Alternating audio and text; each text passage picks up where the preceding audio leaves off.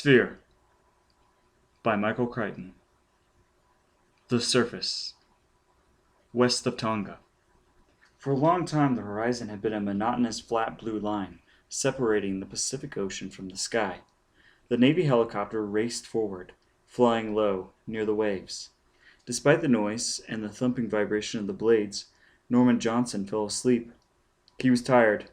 He had been traveling on various military aircraft for more than 14 hours. It was not the kind of thing a 53-year-old professor of psychology was used to. He had no idea how long he had slept. When he awoke, he saw that the horizon was still flat. There were white semicircles of coral atolls ahead. He said over the intercom, "What's this?" "Islands of Ninihana and Tafihi," the pilot said. "Technically part of Tonga, but they're uninhabited." "Good sleep?" "Not bad." Norman looked at the islands as they flashed by. A curve of white sand, a few palm trees, then gone. The flat ocean again. "Where'd they bring you in from?" the pilot said.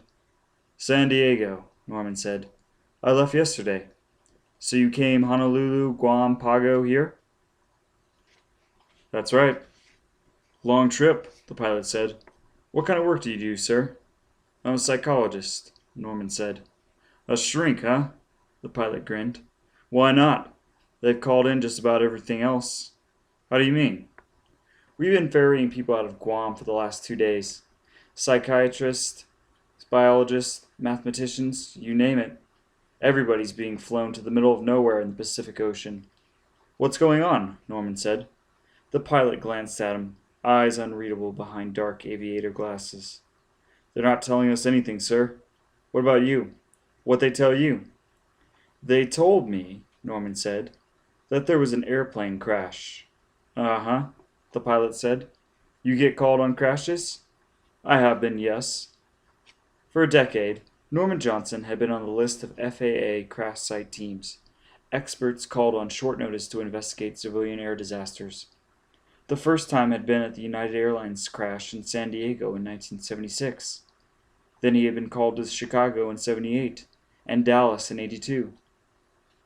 Each time the pattern was the same: the hurried telephone call, frantic packing, the absence for a week or more. This time his wife, Ellen, had been annoyed because he was called away on July 1st, which meant he would probably miss their July 4th beach barbecue.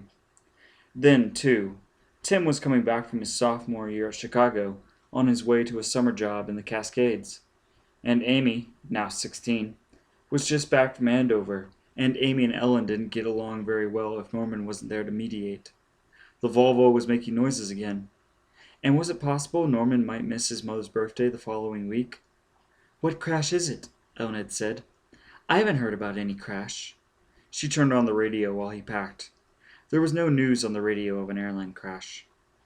When the car pulled up in front of his house, Norman had been surprised to see it was a Navy pool sedan with a uniformed Navy driver. "They never sent a Navy car the other times," Ellen said, following him down the stairs to the front door.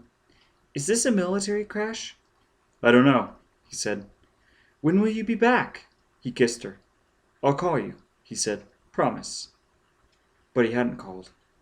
Everyone had been polite and pleasant, but they had kept him away from telephones. First at Hickam Field in Honolulu, then at the Naval Air Station in Guam, where he had arrived at 2 in the morning and had spent half an hour in a room that smelled of aviation gasoline, staring dumbly at an issue of American Journal of Psychology, which he had brought with him, before flying on. He arrived at Pago Pago just as dawn was breaking.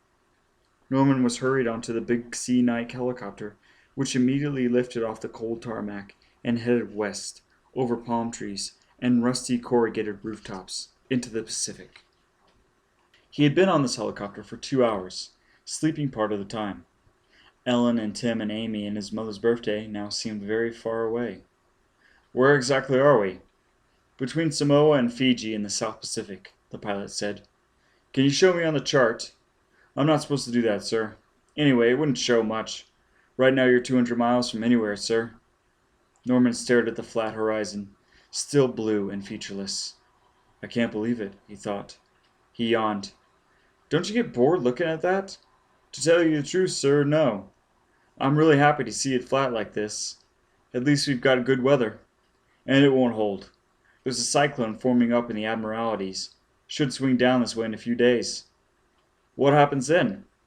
Everybody clears the hell out. Weather can be tough in this part of the world, sir. I'm from Florida and I saw some hurricanes when I was a kid, but you've never seen anything like a Pacific cyclone, sir. Norman nodded. How much longer until we get there? Any minute now, sir. After 2 hours of monotony, the cluster of ships appeared unusually interesting. There were more than a dozen vessels of various kinds, formed roughly in concentric circles. On the outer perimeter, he counted 8 gray Navy destroyers.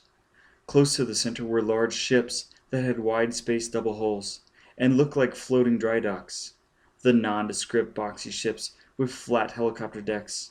And in the center, amid all the gray, 2 white ships, each with a flat pad and a bullseye. The pilot listed them off. You've got your destroyers on the outside for protection.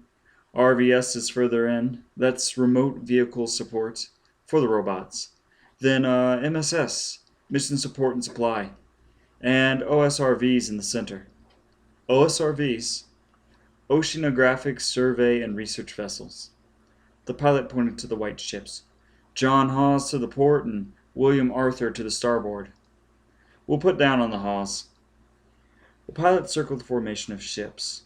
Norman could see launches running back and forth between the ships, leaving small white wakes against the deep blue of the water.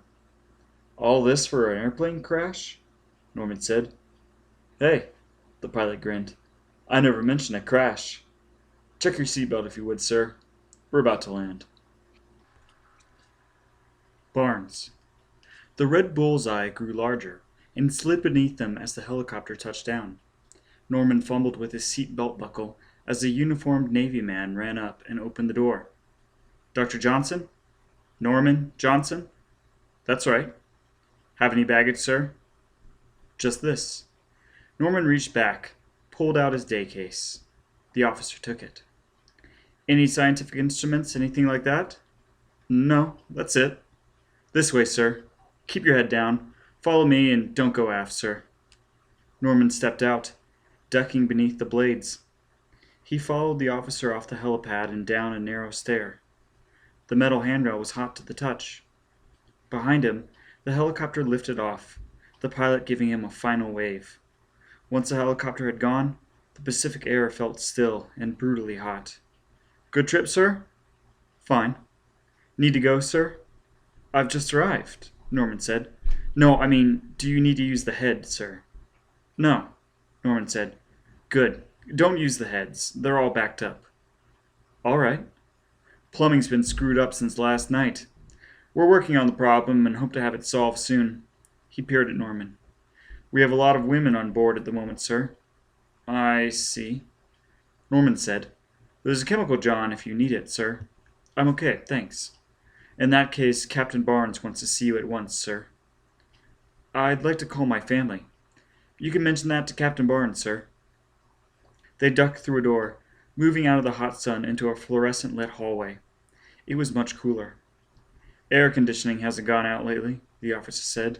At least that's something. Does the air conditioning go out often? Only when it's hot. Through another door, and into a large workroom. Metal walls, racks of tools. Acetylene torches spraying sparks as workmen hunch over metal pontoons and pieces of intricate machinery. Cables snaking over the floor. We do ROV repairs here, the officer said, shouting over the din. Most of the heavy work is done on the tenders. We just do some of the electronics here. We go this way, sir. Through another door, down another corridor, and into a wide, low-ceilinged room crammed with video monitors. A half-dozen technicians sat in shadowy half-darkness before the color screens. Norman paused to look. This is where we monitor the ROVs, the officer said. We've got 3 or 4 robots down on the bottom at any given time. Plus the MSBs and the FDs, of course. Norman heard the crackle and hiss of radio communications, soft fragments of words he couldn't make out. On one screen, he saw a diver walking on the bottom.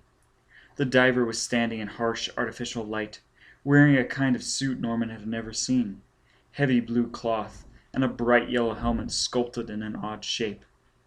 Norman pointed to the screen. How deep is he? I don't know, 1,000, 1,200 feet, something like that. And what have they found? So far, just the big titanium fin. The officer glanced around. It doesn't read on any of the monitors now. Bill, can you show Dr. Johnson here the fin? Sorry, sir, the technician said. Present main comm ops is working north of there, in Quadrant 7. Ah, Quad 7's almost half a mile away from the fin, the officer said to Norman. Too bad. It's a hell of a thing to see. But you'll see it later, I'm sure. But this way to Captain Barnes. They walked for a moment down the corridor. Then the officer said, Do you know the captain, sir? No. Why? Just wondering. He's been very eager to see you. Calling up the comm techs every hour to find out when you're arriving. No, Norman said. I've never met him. Very nice man. I'm sure. The officer glanced over his shoulder. You know, they have a saying about the captain, he said. Oh? What's that? They say his bite is worse than his bark. Through another door, which was marked Project Commander, and had beneath that a sliding plate that said, Captain Harold C. Barnes, U.S. Navy, the officer stepped aside, and Norman entered a paneled stateroom. A burly man in shirt sleeves stood up from behind a stack of files. Captain Barnes was one of those trim military men who made Norman feel fat and inadequate. In his middle 40s, Hal Barnes had erect military bearing, an alert expression, short hair, a flat gut, and a politician's firm handshake. Welcome aboard the Hawes, Dr. Johnson. How you feeling? Tired, Norman said. I'm sure. You came from San Diego? Yes. So it's 15 hours, give or take. Like to have a rest? I'd like to know what's going on, Norman said. Perfectly understandable, Barnes nodded. What did they tell you? Who? The men who picked you up in San Diego. The men who flew you out here. The men in Guam. Whatever. They didn't tell me anything. And did you see any reporters? Any press? No, nothing like that. Barnes smiled. Good. I'm glad to hear it. He waved Norman to a seat. Norman sat gratefully. How about some coffee? Barnes said, moving to a coffee maker behind his desk. And then the lights went out. The room was dark, except for the light that streamed in from a side porthole. God damn it, Barnes said. Not again.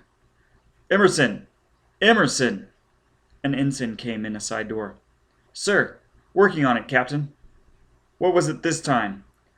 Blew out in ROV Bay 2, sir. I thought we had extra lines to Bay 2.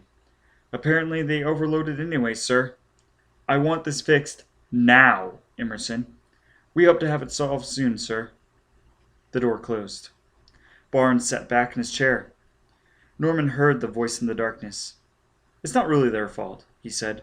These ships weren't built for this kind of power loads we put on them. And... oh, there we are. The lights came back on. Barnes smiled.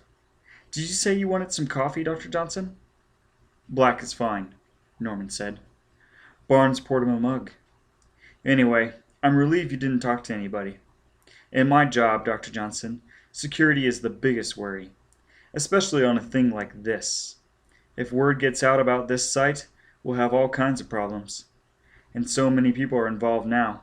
Hell, Sin Compact didn't even want to give me destroyers until I started talking about Soviet submarine reconnaissance. Next thing I get 4, then 8 destroyers. Soviet submarine reconnaissance? Norman asked. That's what I told him in Honolulu, Barnes grinned. Part of the game, to get what you need for an operation like this. You've got to know how to requisition equipment in the modern Navy. But, of course, the Soviets won't come around. They won't? Norman felt he had somehow missed the assumptions that lay behind the conversation and was trying to catch up. It's very unlikely. Oh, they know we're here. They'll have spotted us with their satellites at least 2 days ago, but we're putting out a steady stream of decodable messages about our search and rescue exercises in the South Pacific. S&R drill represents a low priority for them, even though they undoubtedly figure a plane went down and we're recovering it for real. They may even suspect that we're trying to recover nuclear warheads, like we did off of Spain in '68. But they'll leave us alone. Because, politically, they don't want to be implicated in our nuclear problems. They know we have troubles with New Zealand these days. Is that what all this is? Norman said. Nuclear warheads? No, Barnes said. Thank God. Anything nuclear, somebody in the White House always feels duty-bound to announce it. But we kept this one away from the White House staff. In fact, we bypassed the JCS on this. All briefings go straight from the Defense Secretary to the President personally. He rapped his knuckles on the desk. So far, so good. And you're the last to arrive. Now that you're here, we'll shut this thing down tight.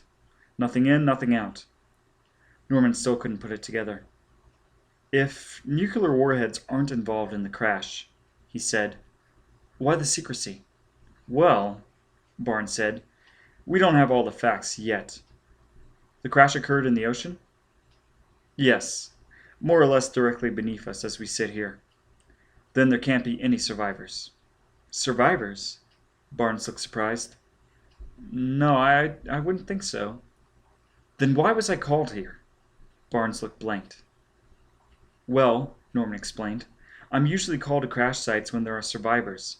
That's why they put a psychologist on the team, to deal with the acute traumatic problems of surviving passengers, or sometimes the relatives of surviving passengers. Their feelings and their fears, and their recurring nightmares. People who survive a crash often experience all sorts of guilt and anxiety concerning why they survived and not others. A woman sitting with her husband and children, suddenly they're all dead and she alone is alive. That kind of thing. Norman sat back in his chair. But in this case, an airplane that crashed in 1,000 feet of water, there wouldn't be any of those problems. So why am I here? Barnes was staring at him. He seemed uncomfortable. He shuffled the files around on his desk. Actually, there isn't an airplane crash site, Dr. Johnson. What is it? It's a spacecraft crash site. There was a short pause. Norman nodded. I see. That doesn't surprise you, Barnes said. No, Norman said. As a matter of fact, it explains a lot. If a military spacecraft crashed in the ocean, that explains why I haven't heard anything about it on the radio, why it was kept secret, why I was brought here the way I was. When did it crash? Barnes hesitated just a fraction before answering. As best we can estimate, he said, this spacecraft crashed 300 years ago. ULF. There was a silence. Norman listened to the drone of the air conditioner. He heard faintly the radio communications in the next room. He looked at the mug of coffee in his hand, noticing a chip on the rim. He struggled to assimilate what was being told, but his mind moved sluggishly, in circles. 300 years ago, he thought. A spacecraft 300 years old? But the space program wasn't 300 years old. It was barely 30 years old. So how could a spacecraft be 300 years old? It couldn't be. Barnes must be mistaken. But how could Barnes be mistaken?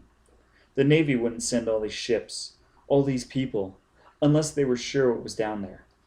A spacecraft 300 years old. But how could that be? It couldn't be. It must be something else. He went over it again and again, getting nowhere, his mind dazed and shocked. Absolutely no question about it, Barnes was saying. We can estimate the date from coral growth with great accuracy. Pacific coral grows 2.5 centimeters a year, and the object, whatever it is covered in about 5 meters of coral. That's a lot of coral. Of course, coral doesn't grow at a depth of 1,000 feet, which means that the present shelf collapsed to a lower depth at some point in the past. The geologists are telling us what happened about a century ago, so we're assuming the total age for the craft of about 300 years. But we could be wrong about that. It could, in fact, be much older. It could be 1,000 years old. Barnes shifted the paper on his desk again, arranging them into neat stacks, lining up the edges. I don't mind telling you, Dr. Johnson, this thing scares the hell out of me. That's why you're here. Norman shook his head. I still don't understand. We brought you here, Barnes said, because of your association with the ULF report. ULF? Norman said, and he almost added, but ULF was a joke. Seeing how serious Barnes was, he was glad he had caught himself in time. Yet ULF was a joke. Everything about it had been a joke, from the very beginning. In 1979, in the waning days of the Carter administration, Norman Johnson had been an assistant professor of psychology at the University of California at San Diego. His particular research interest was group dynamics and anxiety, and he occasionally served on FAA crash site teams.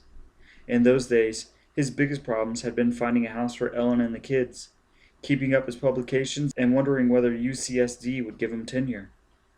Norman's research was considered brilliant, but psychology was notoriously prone to intellectual fashions, and interest in the study of anxiety was declining as many researchers came to regard anxiety as a purely biochemical disorder that could be treated with drug therapy alone. One scientist had even gone so far as to say, "Anxiety is no longer a problem in psychology. There's nothing left to study." Similarly, group dynamics were perceived as old-fashioned, a field that had seen its heyday in the Gestalt encounter groups and corporate brainstorming procedures of the early 1970s, but was now dated and passé. Norman himself could not comprehend this. It seemed to him that American society was increasingly one in which people worked in groups, not alone. Rugged individualism was now replaced by endless corporate meetings and group decisions. In this new society, group behavior seemed to him more important, not less. And he did not think that anxiety was a clinical problem was going to be solved with pills. It seemed to him that a society in which the most common prescription drug was Valium was, by definition, a society with unsolved problems. Not until the preoccupation with Japanese managerial techniques in the 1980s did Norman's field gain a new hold on academic attention. Around the same time, Valium dependence became recognized as a major concern, and the whole issue of drug therapy for anxiety was reconsidered. But, in the meantime, Johnson spent several years feeling as if he were in a backwater. He did not have a research grant approved for nearly 3 years. Tenure and finding a house were very real problems. It was during the worst of his time, in late 1979, that he was approached by a solemn young lawyer from the National Security Council in Washington, who sat with his ankle across his knee and plucked nervously at his sock. The lawyer told Norman that he had come to ask for his help. Norman said he would help if he could.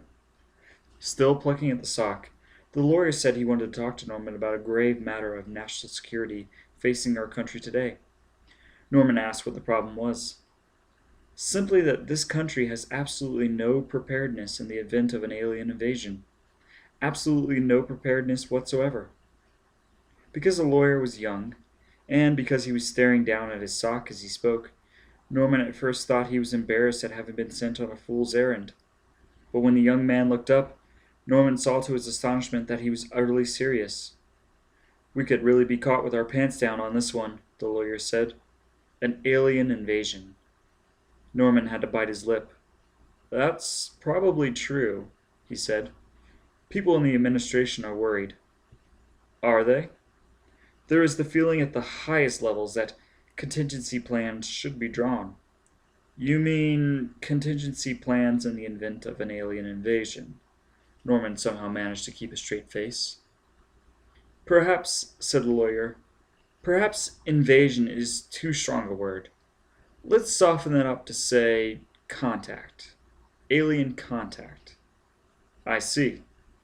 You're already involved in civilian crash site teams, Dr. Johnson. You know how these emergency group functions. We want your input concerning the optimal composition of a crash site team to confront an alien invader." "I see," Norman said, wondering how he could tactfully get out of this. The idea was clearly ludicrous. He could see it only as a displacement. The administration, faced with immense problems it could not solve, had decided to think about something else. And then the lawyer coughed, proposed a study, and named a substantial figure for a 2-year research grant. Norman saw a chance to buy his house. He said yes. "I'm glad you agreed the problem is a real one." "Oh, yes," Norman said, wondering how old this lawyer was. He guessed about 25. "We'll just have to get your security clearance," the lawyer said. "I need security clearance?" "Dr. Johnson," the lawyer said, snapping his briefcase shut, "this project is top secret." "That's fine with me," Norman said. And he meant it. He could imagine his colleagues' reaction if they ever found out about this. What began as a joke soon became simply bizarre. Over the next year, Norman flew 5 times to Washington for meetings with high-level officials of the National Security Council over the pressing imminent danger of alien invasion. His work was very secret. One early question was whether his project should be turned over to DARPA, the Defense Advanced Research Project Agency of the Pentagon. They decided not to. There were questions about whether it should be given to NASA, and again they decided not to. One administration official said, "This isn't a scientific matter, Dr. Johnson. This is a national security matter. We don't want to open it out." Norman was continuously surprised at the level of the officials he was told to meet with. One senior undersecretary of state pushed aside the papers on his desk relating to the latest Middle East crisis to say, "What do you think about the possibility that these aliens will be able to read our minds?" "I don't know," Norman said. "Well, it occurs to me. How are we going to be able to formulate a negotiating posture if they can read our minds?" "That could be a problem," Norman agreed, sneaking a glance at his watch. "Hell, it's bad enough our encrypted cables keep getting intercepted by the Russians. We know the Japanese and the Israelis have cracked all our codes. We just pray the Russians can't do it yet. But you see what I mean, the problem. About reading minds?" "Oh, yes. Your report will have to take that into consideration." Norman promised it would. A White House staffer said to him, "You realize the president will want to talk to these aliens personally. He's that kind of man." "Uh-huh," Norman said. "And I mean the publicity value here, the exposure is incalculable. The president meets with aliens at Camp David. What a media moment." "A real moment," Norman agreed. "So the aliens will need to be informed by an advance man of who the president is and the protocol in talking to him. You can't have the president of the United States talking to people from another galaxy or whatever on television without advanced preparation. Do you think the aliens will be able to speak English?" "Doubtful," Norman said. "So someone may need to learn their language. Is that it?" "It's hard to say. Perhaps the aliens would be more comfortable meeting with an advanced man from one of our own ethnic minorities. Perhaps the aliens will be more comfortable meeting with an advanced man from one of our ethnic minorities," the White House man said. "Anyway, it's a possibility. Think about it." Norman promised he would think about it. The Pentagon liaison, a major general, took him to lunch and over coffee casually asked, "What sort of armaments do you see these aliens having?" "I'm not sure," Norman said. "Well, that's a crux, isn't it? And what about their vulnerabilities? I mean, the aliens might not even be human at all." No, they might not. They might be like giant insects. Your insects can withstand a lot of radiation." "Yes," Norman said. "We might not be able to touch these aliens," the Pentagon man said gloomily. Then he brightened. "But I doubt they could withstand a direct hit with a multi-meg nuclear device, do you?" "No," Norman said. "I don't think they could. It'd vaporize them." "Sure." "Laws of physics." "Right. Your report must make that point clearly. About the nuclear vulnerability of these aliens." "Yes," Norman said. "We don't want to start a panic," the Pentagon man said. "No sense getting everyone upset, is there? I know the JCS will be reassured to hear that these aliens are vulnerable to our nuclear weapons." "I'll keep that in mind," Norman said. Eventually, the meetings ended, and he was left to write his report. As he reviewed the published speculations on extraterrestrial life, he decided that the Major General from the Pentagon was not so wrong after all. The real question about alien contact, if there was any real question at all, concerned panic. Psychological panic. The only important human experience with extraterrestrials had been Orson Welles' 1938 radio broadcast of the War of the Worlds, and the human response was unequivocal. People had been terrified. Norman submitted his report, entitled Contact with Possible Extraterrestrial Life. It was returned to him by the NSC with the suggestion that the title be revised to sound more technical, and that he remove any suggestion that alien contact was only a possibility, as alien contact is considered virtually certain in some quarters of the administration. Revised, Norman's paper was duly classified top secret under the title Recommendations for the Human Contact Team to Interact with Unknown Life Forms, ULF. As Norman envisioned it, the ULF contact team demanded particularly stable individuals. In his report, he had said, "I wonder," Barnes said, opening a folder, "if you recognize this quote? Contact teams meeting an unknown life form, ULF, must be prepared for severe psychological impact. Extreme anxiety responses will be almost certain. The personality traits of individuals who can withstand extreme anxiety must be determined, and such individuals selected to comprise the team.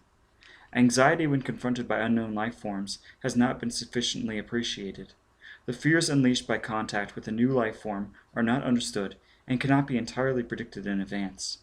But the most likely consequence of contact is absolute terror." Barnes snapped the folder shut. "You remember who said that?" "Yes," Norman said. "I do." And he remembered why he had said it. As part of the NSC grant, Norman had conducted studies of group dynamics in contexts of psychological anxiety. Following the procedures of Ash and Milgram, he constructed several environments in which subjects did not know they were being tested. In one case, a group of subjects were told to take an elevator to another floor to participate in a test. The elevator jammed between floors. Subjects were then observed by hidden video camera. There were several variations of this. Sometimes the elevator was marked under repair. Sometimes there was telephone communication with the repairman. Sometimes not. Sometimes the ceiling fell in and the lights went out. And sometimes the floor of the elevator was constructed of clear lucite. In another case, subjects were loaded into a van and driven out into the desert by an experiment leader who ran out of gas and then suffered a heart attack, thus stranding the subjects. In the most severe version, subjects were taken up in a private plane, and the pilot suffered a heart attack in midair. Despite the traditional complaints about such tests, that they were sadistic, that they were artificial, that subjects somehow sensed the situations were contrived, Johnson gained considerable information about groups under anxiety stress.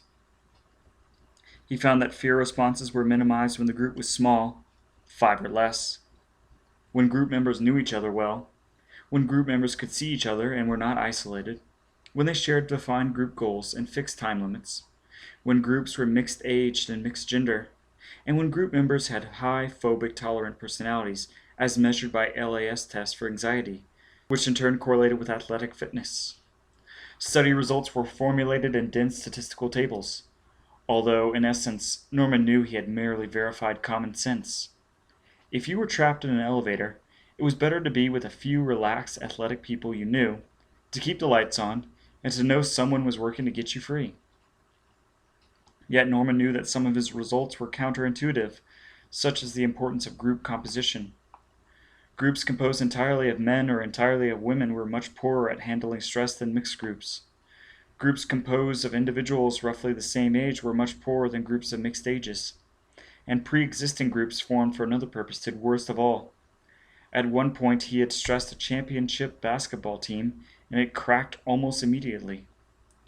Although his research was good, Norman remained uneasy about the underlying purpose for his paper, alien invasion, which he personally considered speculative to the point of absurdity. He was embarrassed to submit his paper, particularly after he had written it to make it seem even more significant than what he had meant. Particularly after he had written it to make it seem more significant than he knew it was. He was relieved when the Carter administration did not like his report. None of Norman's recommendations were approved. The administration did not agree with Norman Johnson that fear was a problem. They thought the predominant human emotion would be wonder and awe. Furthermore, the administration preferred a large contact team of 30 people, including 3 theologians, a lawyer, a physician, a representative from the State Department, a representative from the Joint Chiefs, a select group of legislative branch, an aerospace engineer, an exobiologist, a nuclear physicist, a culture anthropologist, and a television anchor personality. In any case, President Carter was not reelected in 1980, and Norman heard nothing further about his ULF proposal. He had heard nothing for 6 years. Until now. Barnes said, "You remember the ULF team you proposed?" "Of course," Norman said. Norman had recommended a ULF team of 4: an astrophysicist, a zoologist, a mathematician, a linguist, and a 5th member, a psychologist, whose job would be to monitor the behavior and attitude of the working team members. "Give me your opinion of this," Barnes said. He handed Norman a sheet of paper. Anomaly Investigation Team, U.S. Navy Staff / Support Members. 1. Harold C. Barnes, U.S. Navy Project Commander Captain. 2. Jane Edmonds, U.S. Navy Data Processing Tech. 3. Tina Chan, U.S. Navy Electronics Tech. 4. Alice Fletcher, U.S. Navy Deep Sat Habitat Support Chief. 5. Rose C. Levy, U.S. Navy Deep Sat Habitat Support. Civilian staff members. 1. Theodore Fielding, astrophysicist, planetary geologist. 2. Elizabeth Halpern, zoologist, biochemist. 3. Harold J. Adams, mathematician, logistician. 4. Arthur Levine, marine biologist, biochemist. 5. Norman Johnson, psychologist. Norman looked at the list. "Except for Levine, this is the civilian ULF team I originally proposed. I even interviewed them and tested them back then." "Correct. But you said yourself there are probably no survivors. There's probably no life inside that spacecraft." "Yes," Barnes said. "But what if I'm wrong?" He glanced at his watch. "I'm going to brief the team members at 1100 hours. I want you to come along and see what you think about the team members," Barnes said. "After all, we followed your ULF report recommendations." "You followed my recommendations?" Norman thought with a sinking feeling. "Jesus Christ, I was just paying for a house." "I knew you'd jump at the opportunity to see your ideas put into practice," Barnes said. "That's why I've included you on the team as a psychologist, although a younger man would be more appropriate." "I appreciate that," Norman said. "I knew you would," Barnes said, smiling cheerfully. He extended a beefy hand. "Welcome to the ULF team, Dr. Johnson." Beth. An ensign showed Norman to his room, tiny and gray, more like a prison cell than anything else. Norman's day bag lay on his bunk. In the corner was a computer console and a keyboard. Next to it was a thick manual with a blue cover. He sat on the bed, which was hard, unwelcoming. He leaned back against a pipe on the wall.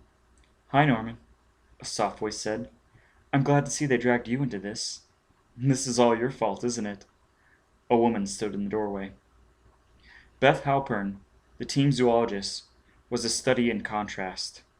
She was a tall, angular woman of 36 who could be called pretty despite her sharp features and the almost masculine quality of her body. In the years since Norman had last seen her, she seemed to have emphasized her masculine side even more. Beth was a serious weightlifter and runner. The veins and muscles bulged at her neck and on her forearms, and her legs, beneath her shorts, were powerful. Her hair was cut short, hardly longer than a man's. At the same time, she wore jewelry and makeup, and she moved in a seductive way. Her voice was soft, and her eyes were large and liquid, especially when she talked about the living things that she studied. At those times, she became almost maternal. One of her colleagues at the University of Chicago had referred to her as Mother Nature with muscles. Norman got up and she gave him a quick peck on the cheek. "My room's next to yours. I heard you arrive. When'd you get in?" "An hour ago. I think I'm still in shock," Norman said. "Do you believe all this? Do you think it's real?" "I think that's real." She pointed to the blue manual next to his computer. Norman picked it up. "Regulations governing personal conduct during classified military operations." He thumbed through pages of dense legal text. "It basically says," Beth said, "that you keep your mouth shut or you spend a long time in military prison. And there's no calls in or out. Yes, Norman, I think that must be real." "There's a spacecraft down there?" "There's something down there. And it's pretty exciting." She began to speak more rapidly. Why, for biology alone, the possibilities are staggering. Everything we know about life comes from studying life on our own planet. But in a sense, all life on our planet is the same. Every living creature, from algae to human beings, is basically built on the same plan, from the same DNA. But now we have a chance to contact life. But now we have a chance to contact life that is entirely different, different in every way. It's exciting, all right. Norman nodded. He was thinking of something else to say. What did you say about no calls in or out? I promised to call Ellen. Well, I tried to call my daughter, and they told me the mainland comlinks are out. If you can believe that. The Navy's got more satellites than admirals, but they swear there's no available line to call out. Barnes said he'd approve a cable. And that's it. How old is Jennifer now? Norman asked, pleased to pull the name from his memory. And what was her husband's name? He was a physicist, Norman remembered. Something like that. Sandy blonde man. Had a beard. Wore bow ties. 9. She's pitching for the Evanston Little League now. Not much of a student, but a hell of a pitcher. She sounded proud. How's your family? Ellen? She's fine. The kids are fine. Tim's a sophomore at Chicago. Amy's at Andover, and how is George? We divorced 3 years ago, Beth said. George had a year at CERN in Geneva looking for exotic particles, and I guess he found what he was looking for. She's French. He says she's a great cook. She shrugged. Anyway, my work is going well. For the past year, I've been working with cephalopods, squid and octopi. How's that? Interesting. It gives you quite a strange feeling to realize the gentle intelligence of these creatures, particularly octopi. You know, an octopus is smarter than a dog and would probably make a much better pet. It's a wonderful, clever, very emotional creature, an octopus. Only we never think of them that way. Norman said, Do you still eat them? Oh, Norman. She smiled. Do you still relate everything to food? Whenever possible, Norman said, patting his stomach. Well, you won't like the food in this place. It's terrible. But the answer is no, she said, cracking her knuckles. I can never eat an octopus now, knowing what I do about them. Which reminds me, what do you know about Hal Barnes? Nothing. Why? I've been asking around. Turns out Barnes is not Navy at all. He's ex-Navy. You mean he's retired? Retired in 81. He was originally trained as an aeronautical engineer at Caltech, and after he retired he worked for Grumman for a while. Then a member of the Navy Science Board of the National Academy. Then Assistant Undersecretary of Defense, and a member of DCARC, the Defense System Acquisition Review Council. A member of the Defense Science Board, which advises the Joint Chiefs and the Secretary of Defense. Advises them on what? Weapon acquisition, Beth said. He's a Pentagon man who advises the government on weapons acquisition. So how do you get to be running this project? Beats me, Norman said. Sitting on the bunk, he kicked off his shoes. He felt suddenly tired. Beth leaned against the doorway. You seem to be in very good shape, Norman said. Even her hands look strong, he thought. A good thing, too, as it turns out, Beth said. I have a lot of confidence for what's coming. What about you? Think you'll manage okay? Me? Why shouldn't I? He glanced down at his own familiar paunch. Ellen was always after him to do something about it, and from time to time he got inspired and went to the gym for a few days, but he could never seem to get rid of it. And the truth was, it didn't matter much to him. He was 53 years old and he was a university professor. What the hell? Then he had a thought. What do you mean you have confidence for what's coming? What's coming? Well, it's only rumors so far, but your arrival seems to confirm them. What rumors? They're sending us down there, Beth said. Down where? To the bottom. To the spaceship. But it's 1,000 feet down. They're investigating it with robot submersibles. These days, 1,000 feet isn't that deep, Beth said. The technology can handle it. There are Navy divers down there right now. And the word is, the divers have put up a habitat so our team can go down and live on the bottom for a week or so and open the spacecraft up. Norman felt a sudden chill. In his work with the FAA, he had been exposed to every sort of horror. Once, in Chicago, at a crash site that extended over a whole farm field, he had stepped on something squishy. He thought it was a frog, but it was a child's severed hand, palm up. Another time he had seen a man's charred body, still strapped into the seat, except the seat had been flung into the backyard of a suburban house, where it sat upright next to a portable plastic kiddie swimming pool. And in Dallas, he had watched the investigation on the rooftops of the suburban houses, collecting the body parts, putting them in bags. Working on a crash site team demanded the most extraordinary psychological vigilance to avoid being overwhelmed by what you saw. But there was never any personal danger, any physical risk. The risk was the risk of nightmares. But now the prospect of going down 1,000 feet under the ocean to investigate a wreck. "You okay?" Beth said. "You look pale." "I didn't know anybody was talking about going down there." "Just rumors," Beth said. "Get some rest." "Norman, I think you need it."